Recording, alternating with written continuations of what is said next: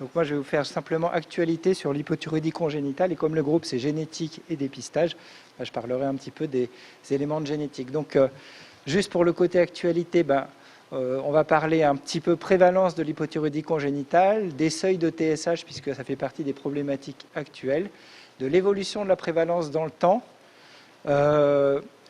Et puis ensuite, je parlerai de la génétique et les autres sous-éléments, je les passerai un petit peu plus rapidement. Donc l'hypothyroïdie congénitale, vous voyez, là c'est des statistiques. Donc le dépistage existe depuis plus de 40 ans maintenant, et il a été pendant très longtemps sous l'égide d'une association qui était une fédération elle-même d'associations qui s'appelait l'AFDPHE. Et vous voyez qu'entre 1978 et 2019, si on prend l'ensemble de la fréquence des hypothyroïdies congénitales, donc c'est des hypothyroïdies primaires dépistées à partir du seuil de TSH, on a une fréquence qui est de l'ordre de 1 pour 3238. Et vous voyez là les statistiques régionales cumulatives qui montrent qu'il y a des différences régionales d'incidence ou de prévalence, bien qu'il n'y ait pas d'explication à ces différences. L'objectif de rappel du dépistage, c'est que l'objectif, c'est de dépister au stade préclinique et de pouvoir avoir une confirmation diagnostique et une mise en œuvre thérapeutique, si elle est nécessaire, précoce, de manière à prévenir, dans le cas de l'hypothyroïdie congénitale, le retard mental. Donc aujourd'hui, c'est structuré de manière nationale avec des laboratoires régionaux, enfin des centres régionaux de dépistage néonatal. Il y a un organisme national qui collige en fait l'ensemble de l'activité de dépistage qui est le CNDN qui est situé à Tours. Et enfin, les prises en charge sont dans le cadre des filières de maladies rares. Classiquement, depuis... dans l'hypothyroïdie congénitale, vous savez qu'on les divise un peu en deux types. D'une part, les troubles de développement de la thyroïde ou qu'on appelle dysgénésie, et les glandes en place qu'on attribue habituellement à de la dyshormonogenèse. Le seuil en France aujourd'hui, pour aller droit au but, c'est quand on utilise la technique de GSP, qui est la technique de débit de screening, de dépistage, on va dire la plus rapide. On a en France un seuil à 17. Quand on compare le seuil de 17 au dépistage de la France par rapport aux autres pays, ce que vous voyez là, dans ce que vous voyez, enfin sur la partie droite, parce que je n'arrive pas à la pointer, mais c'est pas grave. Ah si, je vais peut-être la pointer avec ça. Voilà. Vous voyez que dans la plupart des pays, les seuils sont inférieurs, ce qui suggère qu'en France, on omet un certain nombre d'hypothyroïdies congénitales. Selon les papiers, selon la littérature des pays qui ont progressivement abaissé leur seuil, on estime qu'on en raterait entre 20 et 40%, peut-être autour d'un tiers, d'hypothyroïdie congénitale. La performance du dépistage, alors je vous donne des données qui remontent à quelques années. Le taux de positivité, c'est 0,14%. La valeur prédictive positive, elle est de 24 à 30%, ce qui est une bonne valeur prédictive positive dans le sens où, si on compare à l'ensemble des autres dépistages, c'est une valeur prédictive positive qui est tout à fait honorable. Les faux négatifs dans le système de dépistage, on les repère absolument mal parce que finalement, quand ils sont diagnostiqués plus tard, ils ne sont pas déclarés dans le système de dépistage, donc finalement, on ne les connaît pas. Il y a un certain nombre de déclarations, mais on sait qu'elles sont soumises à des biais, en particulier sont plus favorablement déclarés comme faux négatifs des enfants qui ont des trisomies 21, ou bien des prémas ou des anciens prémas, c'est-à-dire des populations pour lesquelles la pratique d'un bilan thyroïdien dans le suivi de ces enfants a une probabilité beaucoup plus forte d'être fait. Donc on sait que c'est un système très partiel de déclaration et que le nombre de faux négatifs, finalement, ça échappe. Et enfin, puisque dans tous les dépistages, il y a une affaire de coût, il a été calculé que pour l'analyse TSH, le coût, c'est de 2,78 €. Alors, la fréquence des hypothyroïdes congénitales augmente-t-elle? Là, je vous montre un travail qui a été fait avec l'AFDPHE, avec Santé publique France, avec Juliane Léger, qui était en fait un travail d'exploitation des données de prévalence de l'hypothyroïdie congénitale, vous voyez, à partir des années 80. Quand on prend les glandes en place, on voit que ça augmente très progressivement. Quand on voit les dysgénésies, on voit que ça reste stable au cours du temps. Et ça, c'est quelles que soient les méthodes de dosage. Donc, la fréquence des glandes en place, l'incidence des glandes en place augmente chaque année d'environ 5%. Quand on regarde région par région, toujours le même travail, globalement, cette augmentation d'incidence se vérifie dans toutes les régions, avec des pentes d'incidence qui sont un petit peu différentes, mais ce n'est pas un phénomène localisé dans un endroit particulier. Et voilà ce que ça donne aujourd'hui en type d'hypothyroïdie congénitale dépistée. Vous voyez qu'en 2009, on avait, alors dans les premiers temps du dépistage, dans les années 90, on disait 80% de dysgénésie et puis 15 à 20% de glandes en place. En 2009, l'augmentation progressive de la fréquence des glandes en place faisait que les fréquences respectives étaient de 60% pour la dysgénésie, de 40% pour les glandes en place. Et quand on prend les dernières années, on a à peu près 45-50% de dysgénésie et 50-55% de glandes en place. Faut-il abaisser le seuil de TSH malgré cette augmentation? Très probablement. Alors pourquoi on dit ça? Il y a plusieurs arguments. Je vous en montre un qui est un argument indirect. Le principe du dépistage, c'est de diagnostiquer tôt, de traiter tôt, de manière à prévenir le retard mental. Ce papier-là, c'est un papier australien, vous voyez, qui remonte à quelques années, dans lequel les auteurs avaient évalué, avaient confronté les données du dépistage néonatal avec des statistiques de capacité de lecture et capacité de calcul chez des enfants en gros entre 5 et 7 ans, c'est-à-dire à peu près en CP. Et ce qui montrait, c'est que si on prend la référence de 1, donc vous voyez, en fonction du taux de TSH, eh bien, les difficultés, la probabilité de difficulté là de calcul augmentait avec le seuil de TSH jusqu'à ce seuil-là, qui était le seuil à partir duquel les enfants étaient traités.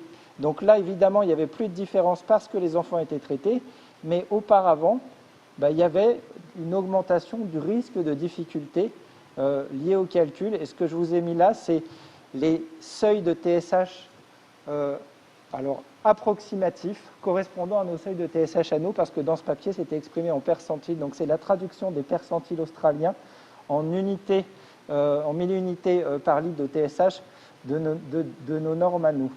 Donc ça suggère qu'effectivement, peut-être qu'on laisse échapper des hypothyroïdies congénitales qui vont avoir un certain retentissement, pour lesquels il va y avoir, du fait de l'absence de traitement, un certain retentissement sur le niveau cognitif. Après, il faut connaître qu'il y a un certain nombre de facteurs confondants derrière cette étude, en particulier le statut iodé, le statut de prématurité.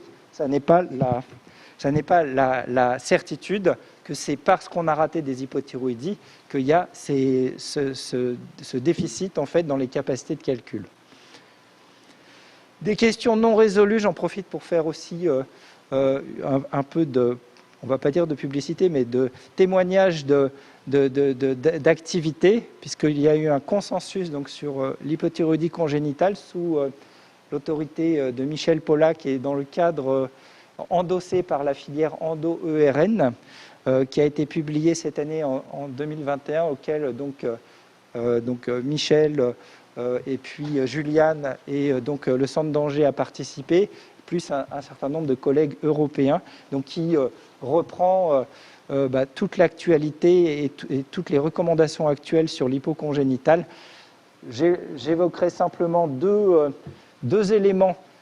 Dépister les hypothyroïdies centrales, on ne le fait pas aujourd'hui puisque ça est depuis la mise en place du dépistage en France, puisque le dépistage repose uniquement sur la mesure de TSH. Il y a un pays qui le fait, c'est la Hollande. Et enfin, il y a aussi une problématique des prématurés pour lequel il y a une élévation retardée de la TSH et pour laquelle un certain nombre de pays, mais pas la France, ont la pratique de remesurer en fait la TSH sur un second buvard lorsque les enfants ont un petit peu grandi. Alors, faut-il faire une étude moléculaire de toutes les hypothyroïdies congénitales? C'est là où finalement c'est un peu le cœur un peu du groupe thématique. Bon, réponse probablement. Alors on va voir un petit peu. Dans les situations de glandes en place, il y a un certain nombre de gènes qui ont été identifiés il y a déjà assez longtemps. En gros, c'est l'usinerie de la synthèse des hormones thyroïdiennes et on ne va pas faire le détail de ça. Ce que je peux vous montrer, c'est une activité propre, l'activité de biologie moléculaire du centre de référence à Angers. Donc Delphine Prunier et les nombreux cliniciens et collègues qui ont adressé donc, des échantillons sanguins pour des enfants, uniquement des glandes en place. Enfin, nous, on s'intéresse aux glandes en place. Et donc, vous voyez, on a pu exploiter 103 situations d'hypothyroïdie congénitale. Et globalement, le message, c'est qu'on est capable d'en résoudre au plan moléculaire à peu près 50% d'entre elles.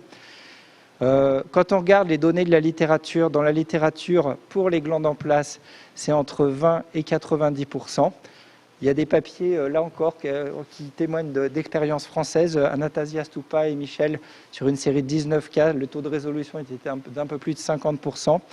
Isabelle Oliver et l'équipe de Toulouse, sur une série de 65 cas, le taux de résolution était de 65%. Donc vous voyez, on a une variabilité de résolution, mais globalement, quelque chose qui tourne autour de 50%. Donc on a essayé de s'intéresser à qu'est-ce qui pouvait faire qu'on avait autant de variabilité. Et nous, on s'est intéressé en fait au seuil de screening, au seuil de TSH au screening et au seuil de T4 libre au diagnostic. Et ce que vous pouvez voir, c'est que, alors il faut regarder la courbe du haut, quand le seuil de TSH au screening dépasse 40 à 50, le taux de résolution diagnostique devant une hypothyroïdie congénitale glande en place est de l'ordre de 70%. Et on n'arrive pas à monter plus haut. Ce n'est pas parce que la TSH va s'élever plus que le taux de résolution va augmenter. Et si on prend la T4 libre au diagnostic, il faut prendre cette courbe-là. Si la T4 libre au diagnostic, mais il faut la regarder dans l'autre sens, si la T4 libre au diagnostic est inférieure à 5 picomoles par litre, ce qui est le seuil habituel pour définir les hypothyroïdies congénitales sévères, le taux de résolution génétique va dépasser 70% et il s'approche même des 80% pour les hypothyroïdies congénitales extrêmement sévères avec des T4 libres initiales inférieures à 2 picomoles par litre. Et ensuite, à partir de 10 picomoles par litre, je crois que c'est là à peu près, j'arrive pas trop à me projeter, le taux de résolution, c'est là, pardon, au-dessus de 10 picomoles par litre, le taux de résolution génétique moléculaire est de l'ordre de 30%, il ne va plus bouger. Alors, on a eu aussi un certain nombre de surprises, c'est pour ça que la génétique est finalement intéressante. D'abord, des formes modestes d'hypothyroïdie congénitale, mais qui persistent, vous voyez, avec des TSH à 13 lorsqu'on les réévalue à 4 ans, qui correspondent à du trigénisme, on pourrait dire, c'est-à-dire 3 mutations, 2 sur la thyroglobuline, 1 sur du OX2. Donc peut-être qu'il y a du digénisme dans les hypothyroïdies congénitales comme d'autres maladies. Il y a des formes transitoires, plus troublant, il y a des formes transitoires pour lesquelles on a des explications génétiques. Ça tourne autour du système du HOX, mais on a parfois aussi normalement des mutations sur des gènes qui donnent plus habituellement des formes plus sévères, TPO, association TPO et puis pendrine. Il y a des formes de mutation de thyroperoxydase avec surdité, alors que classiquement, dans l'organigramme du clinicien, de l'endocrinopédiatre, hypocongénitale et surdité, c'était syndrome de Pendred. Et enfin, et ça c'est connu depuis un peu plus longtemps, il y a des glandes en place avec des mutations PAX8. Théoriquement, on dit hypoplasie thyroïdienne, mais finalement, nous, on les attrape par des glandes en place qui ne sont pas forcément décrites comme hypoplasiques. Pour aller sur le côté dysgénésie. Donc, les dysgénésies, c'est surtout l'équipe de Michel au travers d'un PHRC qui s'y est intéressé, qui s'y intéresse toujours. Il y a une vingtaine de gènes identifiés, il y en a 4 à partir du phénotype thyroïdien. Et il y a un certain nombre de gènes qui sont des gènes de syndrome dans lesquels sont décrits des défauts de développement de la thyroïde. Donc, on va... Mince, j'arrive pas... Oui. On va pas aller... Enfin, c'est un listing un peu complet et... alors, probablement pas exhaustif en plus. Les gènes qui ont été identifiés sur le phénotype thyroïdien, les voici. Je ne reviens pas dessus, ils sont connus depuis un certain nombre d'années.